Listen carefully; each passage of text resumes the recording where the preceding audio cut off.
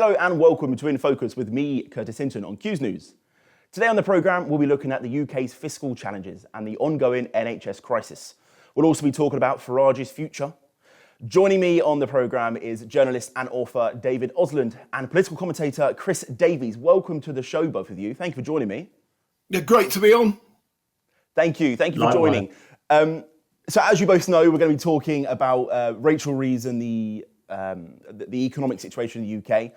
The UK is grappling to the rising borrowing costs and economic uncertainty. Chancellor Rachel Reeves finds herself under increasing pressure to navigate a complex fiscal landscape. With borrowing costs hitting high levels not seen since the 2008 financial crisis, the pound is slipping against the dollar, and Rachel Reeves faced tough decisions ahead. So David and Chris, my question to you, is this self-inflicted, or is this all part of the poor economy Labour claim they inherited? David, I'll start with you. Well, let me start by answering neither. The first and possibly the only priority of bond traders is to make money for bond traders. Now, one of the problems with capitalism is that financial markets, when they feel threatened, can dictate policy to democratically elected governments. Liz Truss found that out the hard way, and Rachel Reeves is now coming under pressure. So it's not primarily the fault of Labour's fiscal policy. I mean, what we've been seeing is for several months now an upward drift in the yield on government bond rates. I mean, this is across the globe. There's little that can be done about this domestically. She'll just have to respond to the pressure. The trouble is that time and time again, 1931, 1967, 1976, 2008, Labour governments have been put in the position where they have to choose between satisfying the demands of financial markets and disappointing their natural supporters. And rather than challenge financial markets, every time they end up disappointing their natural supporters. That is one of the problems with the timidity of Labour leaderships, I guess. And would you like to see it swing the other way for once? Would you like to see them actually stand by their supporters and disappoint, essentially, the markets? I guess I would. I mean, there are alternatives to the proposed or the discussion. There's speculation that Reeves will respond to this by cutting spending on public services. That's already disappointed a lot of Labour supporters. The winter fuel payments, letting down the WASPy women, keeping the two-child benefit cap. There is the possibility of turning around and funding social programmes by, for instance, a windfall levy on the super profits that the big banks have been making for the last 2 years. There are alternatives. I'd like to see Rachel Reeves explore them. Chris, let's bring you into the conversation. My initial question was, do you think it's an inheritance that Labour have got from the Conservatives? Do you think it's their own doing here? Or do you think, like David, it's something different? Well, I think the inheritance from the Tories is a little overstated. I'm no fan of the Tories' fiscal management over the 14 years that they were in power, where the national debt virtually trebled. But that said, I think Labour have found themselves in worse positions in the past, and the Tories certainly have when they've inherited from them. But that said, I think it's quite staggering that the budget that Reeves put out, following that, gilt yield started to increase quite significantly. They've tailed back, and now they've started to rev up again. But they're now at levels significantly higher than they were at the time of the Liz Truss quasi-quartering mini-budget, which was universally unpopular pretty much. With those in the mainstream, certainly in the establishment. And I find it remarkable that when you actually look at what she did and the realignment of the parameters of borrowing, that it was anything other than inevitable that this was going to happen. So, I think that she's being boxed in now.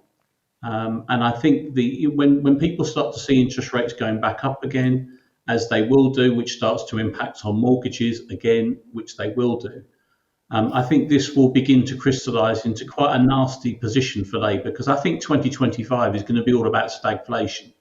The growth in the economy that was promised isn't there. And I can see inflationary pressures coming through. And I don't think David would necessarily disagree with me on that. No, but what's your answer then, Chris? I mean, do you think right-wing governments should stand up to financial markets? Because, they're funded by the capitalist class. They're in politics to represent the interests of the capitalist class. The last thing they're ever going to do is stand up to the interests of the capitalist class. What would a right-wing government do in this situation? What's your answer? Well, as far as I'm concerned, state spending is way too high. That won't come as any great surprise to you. There is so much waste in government spending. The white elephant of HS2 alone, is running to hundreds. What do you want to cut? Pensions, the NHS, universal credit? Where do you want the axe to fall? Okay, well, you've picked on the NHS, and I believe we're going to discuss this later on in the programme. Yep. The situation with the NHS is that government after government, red and blue, competes with each other to say that they've spent record amounts of money on the NHS. And it is disingenuous, because you can't tell me that with the amount of money that the NHS has going through it, that there are not efficiencies to be gained, and that the waiting lists are entirely down to COVID. And I am very critical, David, of the Tories' record on the NHS over the last 14 years, because I think they fundamentally mismanaged it. But the waiting lists aren't entirely down to COVID, are they? I mean, they predate COVID by a long way. I agree with you. That's what I'm saying to you. They're not entirely down to COVID. It's a ridiculous statement, isn't it? Surely. No, I didn't say that. No, what I said was... You did. That's what you said. You said they're entirely down to COVID. But no, they're not. No, I didn't. COVID hasn't helped. Let's clear that up. So what you said it was down to... You said your statement on COVID, you said it wasn't entirely down to COVID. It does predate that. Correct. So I think you both kind of aligned it in the fact that the funding that the Tories have given to the NHS hasn't necessarily been in the right places. Well, from my perspective, I think there could be and should be less focus on who owns what assets within the NHS and more use of what is actually in the best interest of delivering free at the point of need for the end user. Now, I don't agree, funnily enough, with that much of what Nigel Farage spouts, but I do believe that there is an incentive there that could be given for those that have the means to do it, who pay for private healthcare, to get some sort of tax refund for doing so and taking the strain out of the NHS. That's one thing that could be done. But fundamentally, the NHS is a socialist model that was appropriate in 1948, but is not appropriate now. We have a massive population growth over the last 20 years that both governments have presided over, both Labour and Tory. And the net result of that is, along with other public infrastructure, it cannot cope with the demands of 70 plus million people. So how is switching the funding from taxation to tax rebates going to make that much of a difference? I mean, fundamentally, you favour introducing for-profit insurance healthcare into the healthcare system. That's the wrong way to go about it. The fact is, yes, the NHS is a socialist creation. It's possibly the greatest creation of British socialism. That's exactly what's good about it, I would have argued. So what I'm going to say is we are going to get onto this topic shortly. I do want to bring us back to the economic situation at the moment. We are going to talk about the NHS. We will get back onto that topic. Some key points. The UK recently sold $2 billion in 30-year bonds at the interest rate of 5.198, which is notably higher than other countries. 10-year borrowing costs are higher than at their highest levels since 2008. And the pound has fallen to a 14-month low under the US dollar. We weren't seeing this sort of economic situation under Rishi Sunak. So what has Labour got different today than what Rishi had back in 12 months ago, where he was increasing growth within the UK towards the end of his tenure? Well, as I say, there are alternative shots in her locker, aren't there? I mean, there are ways of funding other than debt. What would you like to do? You'll have to explore options such as corporation tax, such as a bank windfall levy. These are going to be, to govern is to choose, as the old political cliche goes, and she's going to have to make those choices. Do you think she will? Because, I mean, she said she's not pledged to introduce any tax or spending changes until the budget again. So she's not going to change anything, she says. Do you think if she does, it weakens her position? No, this is precisely my fear. That she is going to cave in, that she's not going to deliver the changes to public services that Britain badly needs. And this is going to open up the ground for the racist far right. Chris, do you want to come back on that one? Yeah, I think the answer is not always money. And the borrowing that was announced in the budget was eye-watering. And due to some financial gerrymandering, the definition of borrowing was stretched to the point of almost breaking. David may not like it, but the world does run on a capitalist model. I know he doesn't like it, and I accept that. I'm not saying in any way, shape or form that the government should exist solely to act as slaves to the capital markets. But there is a reality here, which is that government spending over the last 20 odd years has seen the national debt treble. It is unsustainable. We now have a situation where the interest payments on government debt is almost half, in fact, it's over half what is spent annually on the NHS. We cannot allow this to continue indefinitely. The US has now got a $36 trillion deficit. Ours is 3.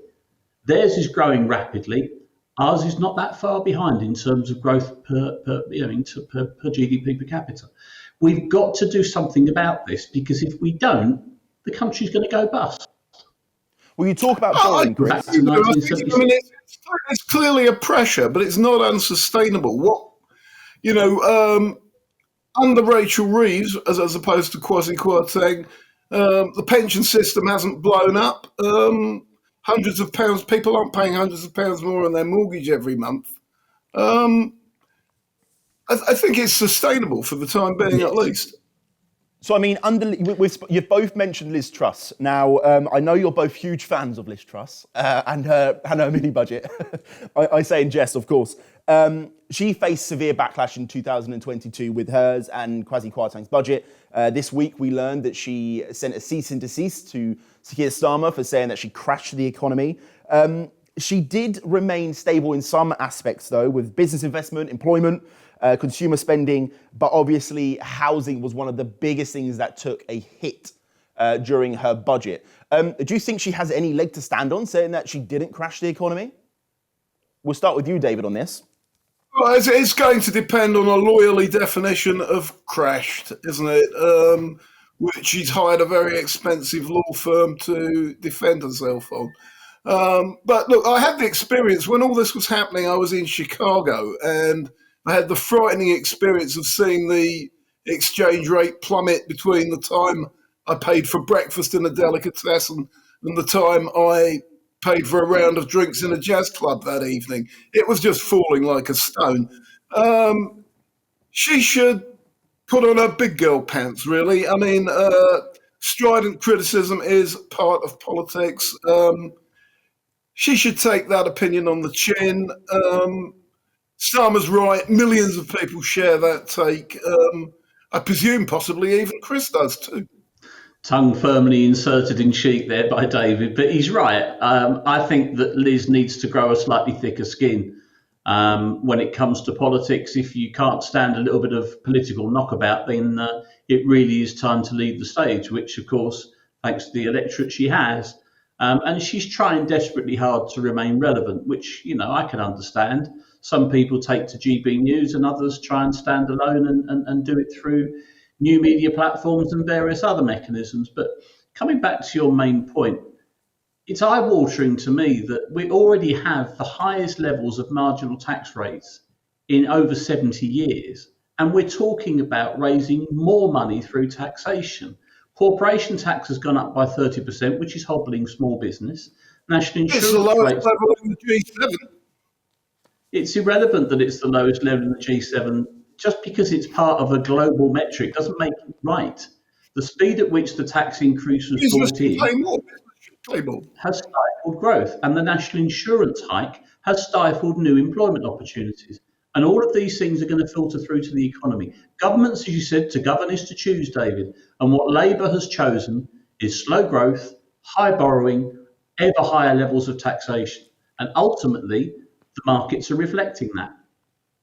You mentioned earlier about the borrowing. Over 5 years, there's a predicted 142 billion projected in government borrowing.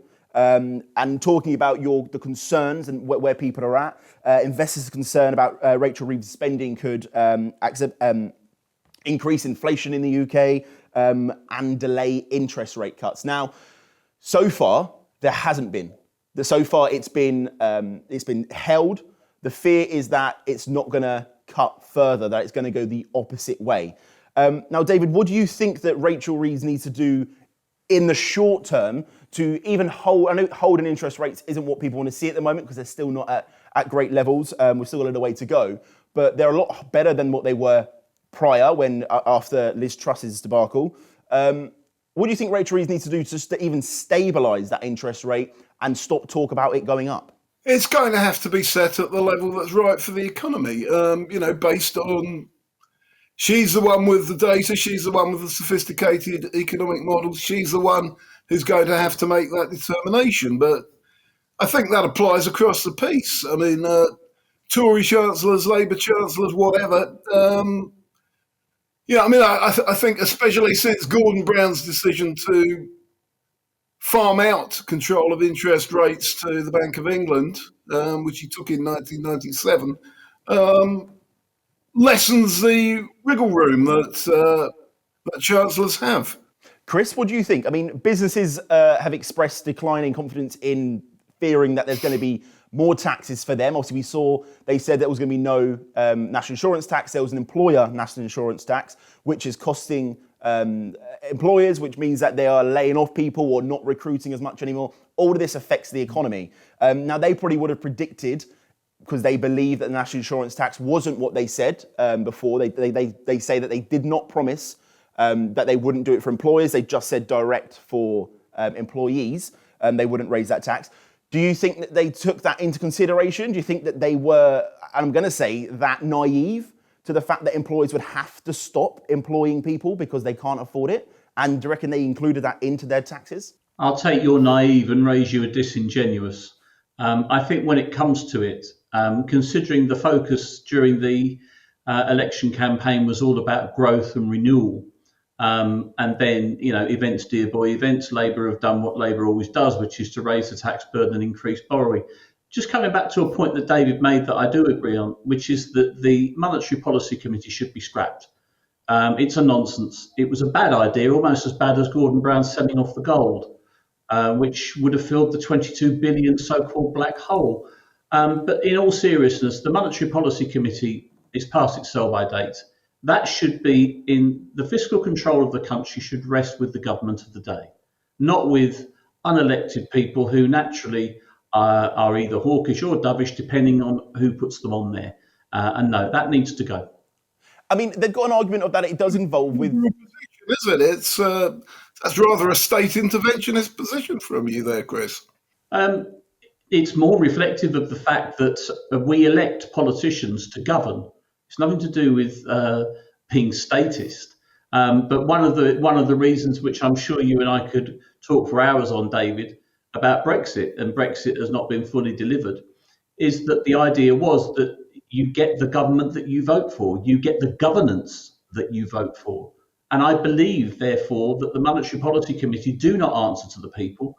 And at the moment, therefore, neither does the Chancellor, because the responsibility has been abdicated. Would you both agree with the intervention of the Monetary the committee and even Andrew Bailey at the Bank of England, rising interest rates? Now, obviously, we'll go back to Liz Truss' point of that she claimed that they were against her, they worked against her. Is that not election interference? Is that not political interference from an outside body? Well, there's no question. And sorry. I give way. Liz is faintly bonkers on many topics. She thinks the Financial Times and The Economist are part of the deep state. She thinks the Bank of England sabotaged her. That's not how capitalism works. The Bank of England was discharging its responsibilities for monetary stability.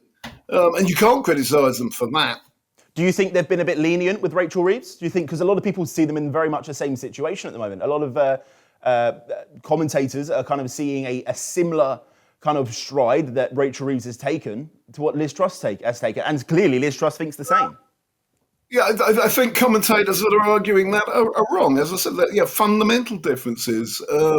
This is not a crisis. This is pressure on Reeves, but we don't have a sudden £60 billion missing from the pension system. We don't have several £100 on people's mortgages. These situations are not comparable at all.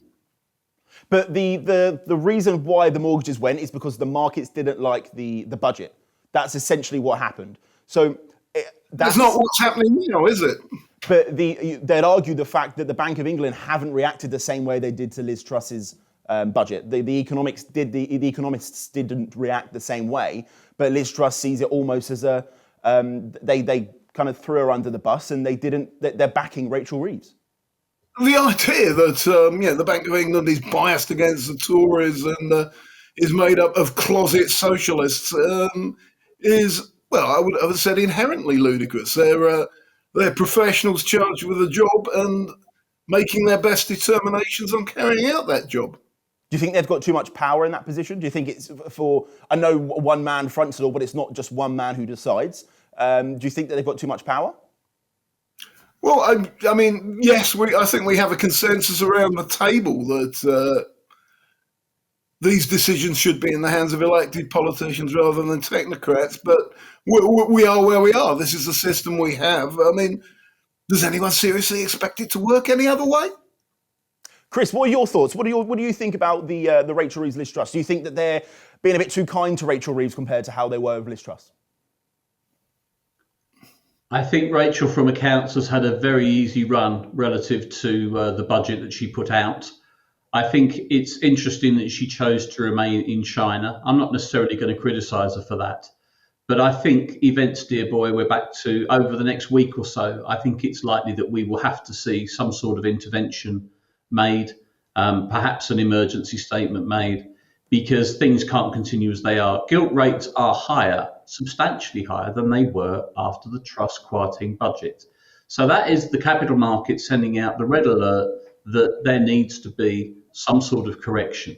And if that correction doesn't come sooner rather than later, you can expect to see the pound continue to decline, not only against the dollar, but against other leading currencies as well. And you can also expect to see mortgage rates being pulled higher and fixed rates disappearing again. So, left or right, blue or red really doesn't matter in this situation. Unfortunately, Reeves is the architect of the situation she now finds herself in, and it's up to her to get herself out of it. And do you think she will? No. David, do you think she can? I wouldn't like to make a call on it at this stage. Let's see what she does. Okay, well, I mean, we could talk all day about this topic. There's so much to go through. You mentioned about China. Just a very quick touch on China. David, what's your stance on that position of her decision after being called to cancel her trip, that she did decide to go to China? Obviously, she argues the fact that we are one of the only nations that hasn't put sanctions onto China, and we need to keep that relationship with them nice and strong, although we import a lot more than we export out. Do you think that she was right to go to China still? China is the world's second largest economy, very important as a supplier of manufactured products to the West. I think we should have grown-up, pragmatic relations with them. I don't like the Chinese political system. I'm not an advocate of it, but I don't like. I suspect I'm not going to like the Trump administration either, or. I don't like Saudi Arabia, but we're buying their oil. These things, nice to be a naive liberal and throw your hands up in horror with commercial relationships with any government you disapprove of, but it's not how the real world works. And you're open to seeing that, although you may not agree with what they're doing, a relationship with them is more beneficial than...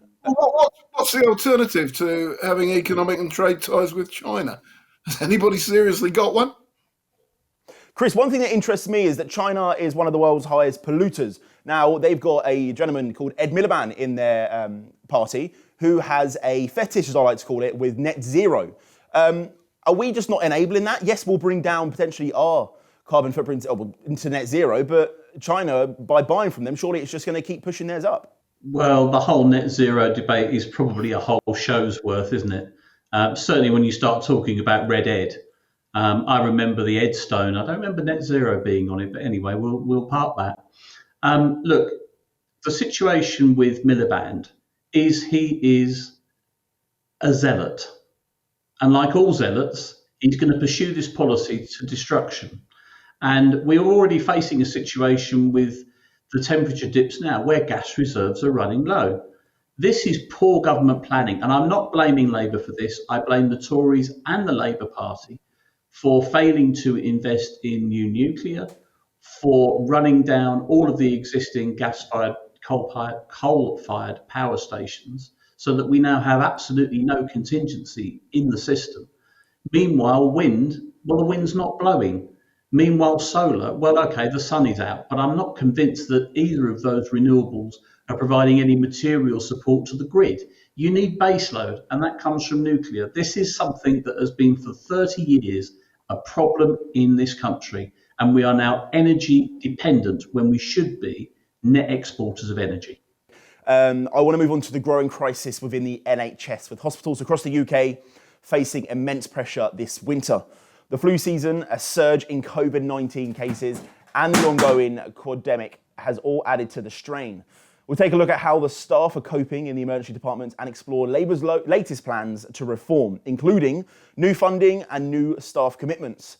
Can these measures provide relief, or is it more need to protect our health service? Chris, you are the only one with us at the moment, as we have lost connection with David, which we hope to get back very soon.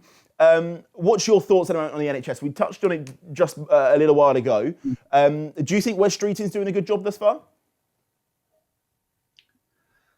That's an interesting question. I'm not instinctively a fan of Wes Streeting's politics, but I think he seems to me to be one of the more sensible and open-minded ministers in the Labour government. Now, that could be for his own political reasons, because he can see that Starmer is a wounded animal and he wants to become leader. But certainly when it comes to Wes Streeting, the one thing you'd have to say about him is he does appear to have some integrity, which is sadly lacking in modern politics. That's as much praise as I can give him. I come back to what I said earlier on in the interview, which is that record levels of spending is the slogan that each government uses in turn to discuss the NHS. So the record levels of investment is what they call it, but it is spending. It's spending other people's money. And successively, the end product, the service that is delivered, is inherently getting poorer. Now, I have quite a lot of experience through familial health issues with dealing with crises, with dealing with A&E related stuff. And I have to say the staff that are delivering that service are phenomenal in a crisis situation. Chronic care, on the other hand, for chronic illnesses is, shall we say, hit and miss. And really, given the size of the NHS and the money that is in the NHS, that just shouldn't be the case. And how do you think at the moment, why do you think at the moment we are struggling so much when we've, like you say, we've got so much money going in? We've got Warwick Hospital, who declared a critical incident due to overwhelming patient numbers, a dozen more hospitals in the UK declaring critical incidents, and some of the top rated ones too. So, I mean, the question has to be asked, where is the money being spent? It's a very good question. I think when you start seeing diversity zebra crossings everywhere, and you start looking through the roster of jobs available in the NHS and all of this focus around DEI that unfortunately will be the death knell of common sense, you've only got to dig below the surface. There is so much waste, so much duplication that really should not be in the system, that could be used to deploy people at the coalface, rather than people to sit there and push buttons all day. The NHS is a great spender of other people's money. How do you think the NHS's future looks? Now, what you say, Wes Streeting is someone who is potentially pipping himself up to be the next Prime Minister, should Sir Keir make a swift exit. He is very confident, he is very focused whenever he's on television. that he is doing the right thing for the NHS. He's doing the right thing for social care, which, I mean, every parliament that comes in says, oh, I'm going to focus, I'm going to reform social care, I'm going to reform the NHS. They promise, and by the next parliament, by the next government, it's even more broken. Do you have belief he can? Well, if you're talking about the National Care Service, what I find quite abhorrent is that it's going to take 3 years to have an inquiry into whether or not, at the end of it, there should be a national care service and what that's going to cost and what it's going to look like. This has been a political football for over 2 decades. But what I find quite abhorrent is that they could do that, according to the Institute of Fiscal Studies, inside this calendar year. Whereas the vote over the last week in relation to the, I'll be kind and call them grooming gangs because I don't want to be kicked off YouTube and Rumble for you, is a disgrace. That there will be no inquiry into that. There will be no action taken. And we can only speculate as to why that is, because too many people have got too many fingers in too many pies that do not want them uncovered. And that is a national disgrace. Do you think if another government comes in, obviously we're looking at a Conservative government likely, I mean, we're talking to potential about a reform government. I mean, it would be interesting to see come the next election. Do you think that they will be open to that, or do you think that it's all a game that they all play between themselves? I mean, we've seen in the past, obviously, we know politicians from either side, they're best buddies off camera. Do you think, or do you reckon it's just going to be something that the UK public never actually gets to the bottom of? You're talking about the grooming gangs now, I assume. No. With the NHS still, in terms of the inquiry into where all this spending has gone, the improvements, why there hasn't been improvements that have been promised. Look, there is no question in my mind that the way in which we as a nation treat our elderly is absolutely abhorrent. We could learn an awful lot of lessons from the so-called developing world in terms of how they look after family. Your parents bring you into the world and you should see them out of it. And that's a fundamental principle that should apply. But look, when it comes to social care in this country, there is, I'm not necessarily in favour of just throwing money at it, as I've said to you. When it comes to the National Health Service, if you look at how that's been dealt with, but there is no question whatsoever that the NHS, part of the strain on the NHS, is the lack of a cohesive care service to take care of people when they are released from hospital. That is the fundamentals of it. And it does not need a 3-year investigation to do this. If someone like Andrew Dilnot says it can be done within a year, then it can be. But I want to get on to some of the horrific stories people are saying about what's happening in the NHS, saying that there was high demand, temporary solutions were implemented with patients being treated in chairs in hallways. Piers Morgan infamously told, I believe Rishi Sunak at the time, that his mother was ill one Christmas and she was left in a bed in a hallway. And I mean, it doesn't matter that it's Piers Morgan, but this is examples that we're seeing so often and so often. And still today. Now, Wes Streeting, 3 weeks into office, ended the junior doctors' strike, ensured staff would be on the front lines during this winter period. Now, there was an expectation they would end these strikes. Labour and the unions tend to be very much in the same bed. Secured more funding for 1,000 GPs employed by April this year. There's so much money going into the NHS, but there doesn't seem to be any implementation plan. You can get 1,000 more GPs, but where do we put them? Do you think that he has this plan? Do you think he has a clear idea of how this is going to work and has proven figures and a proven strategy as to that it's actually going to be as effective as they claim it's going to be?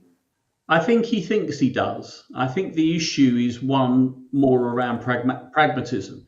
And ultimately, this links back to the current, I know David wouldn't term it a crisis, but the current crisis around the ramifications of last year's budget.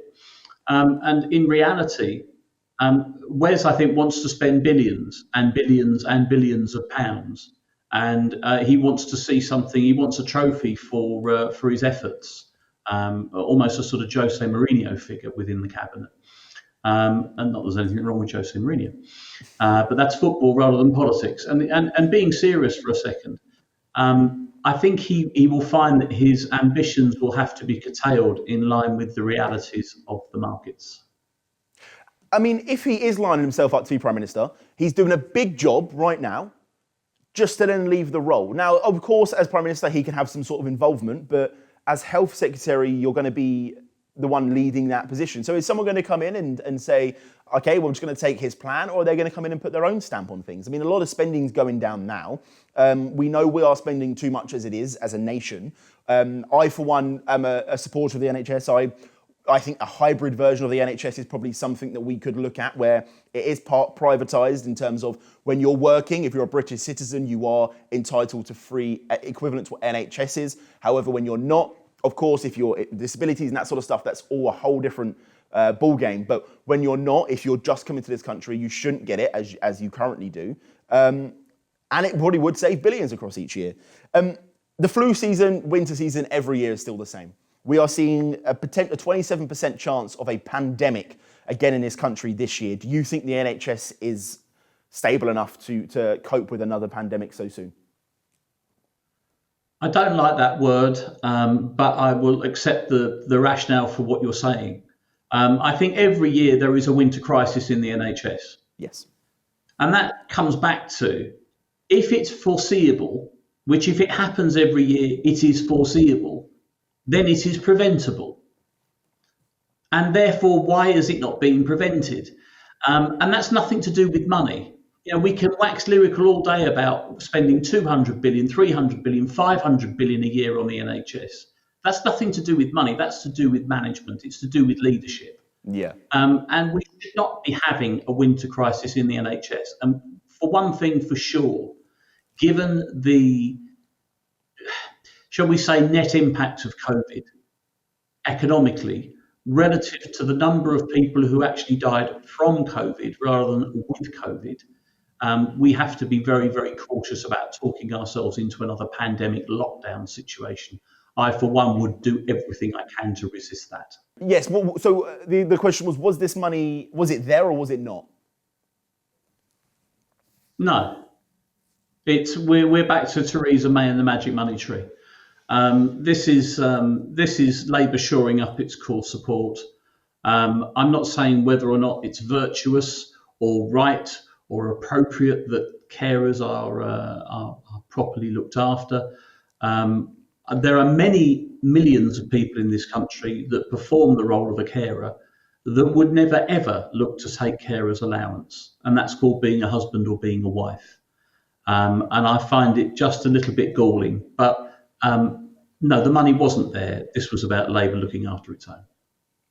So Labour's plan for NHS reform and social care, so they've committed a 10-year plan to the NHS, which has already started, securing more funding for GPs, which they have, 1,000 more GPs by April.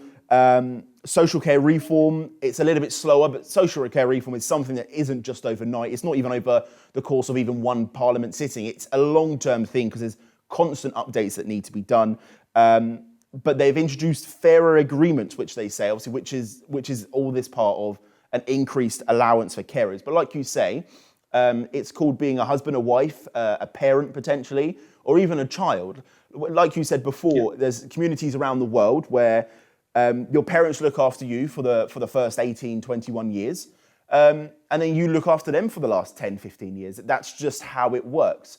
Are we as a civilization, are we as a nation weak on that? Are we kind of implementing struggles on ourselves because of things like that? Yes, I think the developed world has neglected the silver-haired community. And for an increasing period of time now, more and more people are becoming, unfortunately, the victim of broken homes, broken families, and the net consequences of those actions are now coming home to roost. I'm part of a blended family myself, so I'm quite happy to confess to that. Yeah. But when it comes down to it, you have to be willing to take on the responsibilities of being a member of a family. And if you're not willing to do that, then frankly and honestly, society is doomed. Do you think the Labour plan is something that you can get behind and support with full confidence it could materialise? That you believe it will materialise? Truthfully, I would love to tell you that we can wave a magic wand and make all of Labour's ambitions real. It's not going to happen. You've highlighted it yourself. The problem with care in this country is, one, there is a lack of it, and two, it has not, it is indisputable that it has not been properly managed, arguably perhaps funded, but certainly managed in the way that it should be. Does it need to be part of an integrated NHS, or does it need to be a separate national care service? I think that's just putting titles on things. I think fundamentally what we all know is that when elderly people leave hospital, they go into a black hole. And I'm not referring to a particular care home as a black hole, just to be clear. But I think that the care system does not provide for people who are long-term ill, who have lived a good life, have paid into the system, have paid their taxes, and are not being cared for properly in old age. It is a national disgrace. I think David would agree with you. I'm not going to put words in his mouth, but I think these are private companies who are earning money, so they're going to get low staff pay. They're going to go for the cheaper foods, so they're not going to have high quality meals. They may have the right nutrition, but they're not going to have the quality meals that they deserve. They've put so much money into the tax system their entire lives, majority of them. I would imagine. But I think David probably would agree with you on that case of that. Because these are run by private companies, they're going to be run like private companies. They're going to be profit making. They're not going to be caring. Yeah, if you can retrieve it, David's comment around the ownership of care homes and the use of private equity to fund them and everything else. Private equity per se is not a bad thing. It's not necessarily always a good thing. But I think a bit like we were discussing earlier on, in relation to state ownership of assets, and we were talking offline about water, for example. When it comes to care, I'm not saying that all care homes should be privately owned. I'm not saying they should all be state owned. But again, you take the best of both. And this is the issue with getting hung up around the ownership of an asset. I want to move on to the last topic now, Chris. Nigel Farage.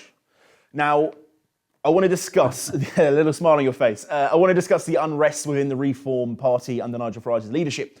Recent developments have seen a group of councillors supposedly resign in protest, citing concerns over the increasingly autocratic approach and the loss of direction. Farage has fired back, claiming that these resignations are linked to a rogue fraction within the party. Now, I don't think you'll mind me saying you are a UKIP member, supporter. Correct. So he was your former leader of the party, not your former leader specifically, but he was the former leader of your party. Your initial thoughts on Nigel Farage, not on this topic specifically, but just on Nigel Farage. So Nigel has burnt a lot of relationship capital over the years, from Alan Sked all the way through now to Howard Cox. And his comments about Howard Cox, I wouldn't be remotely surprised if Howard doesn't instruct solicitors for the allegations that Nigel has made about what Howard was allegedly meant to have said, which I'm not going to repeat here because I don't want to be part of that either. We don't want that cease and desist. No, we don't want another cease and desist, not just from this trust. But no, look, I think the reality of the Nigel show is that Nigel came back in at a time when Reform were polling 10, 12%, whatever it was, prior to the election. They got it to 14%. They got their 5 seats. They got their bridgehead. They've had their golden summer with, they're now polling around 25%.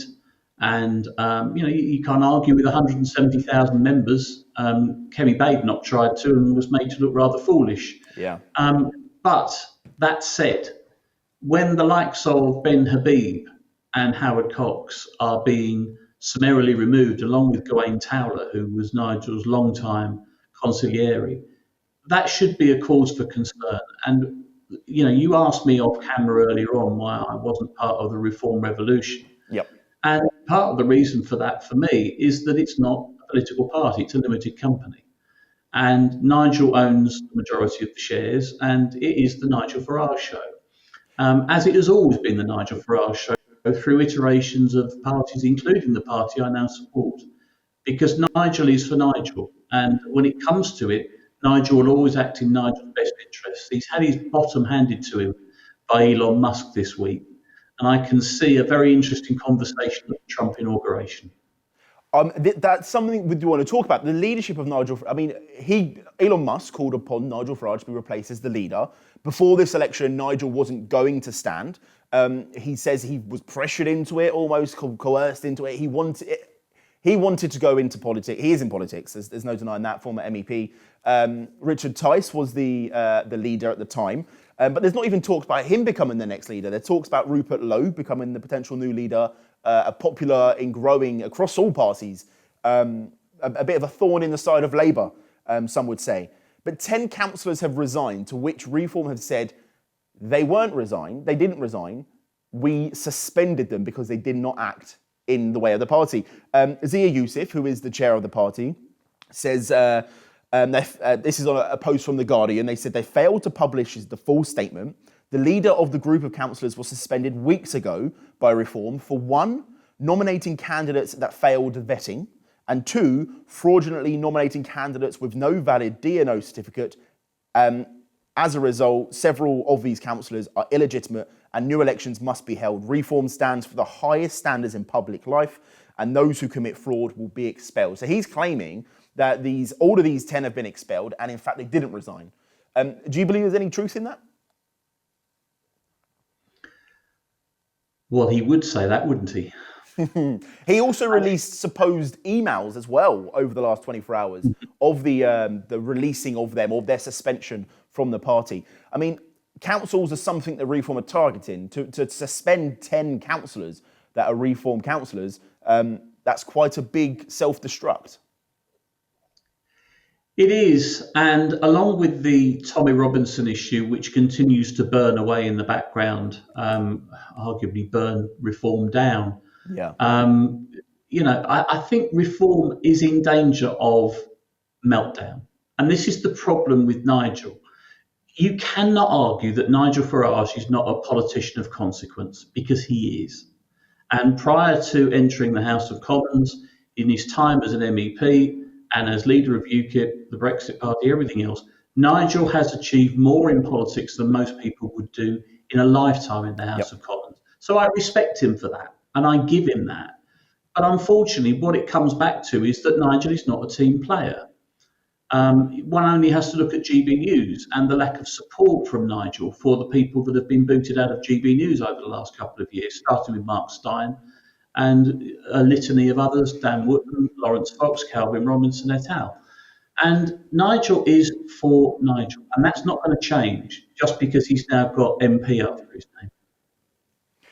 His response to this is he's brushing it under the carpet almost. He is addressing it, like with the Tommy Robinson. I feel he felt he was in a position where he's calling out governments for not talking about things.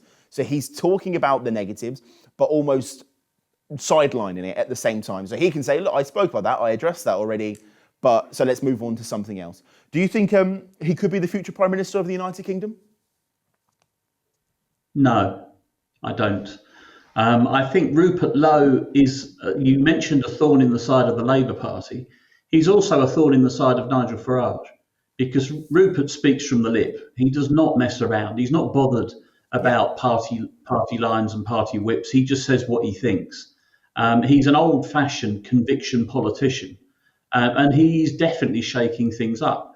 I could see a situation in an ideal world where those within Reform wake up to the end of the Nigel party and think that Rupert could be his replacement, and he would be a more formidable opponent than Farage. And for those who have joined Reform for Farage, there is a lot of support for Farage. I mean, like we said before, Elon Musk and part of Donald Trump's new administration, or set to be part of Donald Trump's new administration, came out, they were buddies, and suddenly they weren't, and then suddenly they are again. And like we say, January 20th is going to be an interesting day, or the 19th before, to see what happens with there. Elon Musk's involvement in UK politics is an interesting one. He's not a British citizen. He has a right to become a British citizen, as his grandmother, I believe, was British, so he could take up a dual citizenship for the third time, or the second time. He's dual with South Africa and the US. Do you think he has any say in the future of reform, Elon Musk? Well, it's interesting the outcry there's been about Musk's involvement in UK politics, because George Soros has been doing it for 40 years. So I do find it somewhat interesting that the left failed to mention that. But do I think Musk has an impact on reform? I think the polls will ultimately decide what happens with reform, and events will have an impact on what happens with reform. The Tommy Robinson thing, there's still fuel underneath that, and that still needs to be burnt off. I don't think there's any question that Farage is going to change his position. He would look like a fool now if he did. Yeah. And there's absolutely no question that Richard Tice would take the leadership back. But I think in terms of Farage, he did say that his intention was to lead reform through to the next election, but potentially find somebody to come in and replace him. And my concern would be that perhaps his chairman and the money that the Yusuf has put into reform might be more influential over Nigel's future and reform's future than Nigel himself. I mean, it's an interesting one. And I mean, if things go as they are, there's reports that Labour are lining up for a 2027 election rather than a 2029. It's going to be an interesting one to see. I think polling as recent as yesterday put the reform to have double the amount of seats than the Conservative Party, which again is an interesting one. No one would get a majority under those figures. So would the right come together? It's something that they both deny happening, but when it means there's not a Labour government, who knows?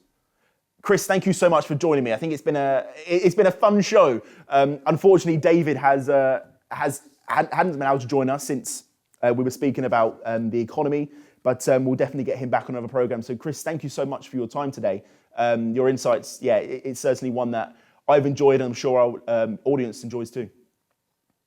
It's a pleasure, Curtis. And next time we'll maybe try and do it in studio with David, because absolutely, I've got a great studio here. So having you maybe one either side of me, just to stop any fighting going on.